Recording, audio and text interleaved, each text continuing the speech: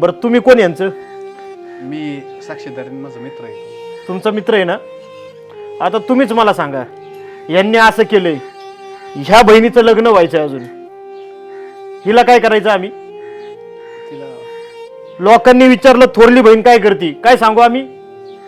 पळून गेली. सोपा विषय तसं कशाला म्हणायचं, अपमानाची बाजू आहे, पळून गेली नाही विषय म्हणायचा. मावशी तुम्ही सांगूच नका आम्हाला, आम्ही तुमच्याशी वाद घालाय नाही आलो. आम्ही आमच्या मनातलं बोलू का नको? चलून द्या काय असेल तसं. नाही तर हे बघा, माझी अजून पण इच्छा आहे, एकच सांगणे तुला, अजून लोकांच्यात बोबाटा नाही झालेला, तू घरी चल बाई, तुझं लग्न ह्यांच्याबरोबरच लावून देतो मी, पण निदान रीतिरिवाजाप्रमाणे माना पाण्याने तर होऊ दे. ऐका ना, आपण काय करू, लग्न आमच्या दारात करू ना. रीतिरिवाज आम्ही उचलून घेतलंय म्हणा लग्न. अहो एवढी परिस्थिती बेकार नाही माझी, पोरींची लग्न उचलून देऊन करू का मी? तुम्ही याला कबूल व्हायनात, काय गोष्टी कबूल करून घ्याव्या लागतील. अहो एवढं सगळं झालंय आता, तर कशाला ते माघार घेते ना? एवढं तरी आमच्या मनासारखं करा. हे बघा, मला काय करायचं नाही, मी माझी आबरू झाकायसाठी तुमच्यासाठी असं म्हणतोय.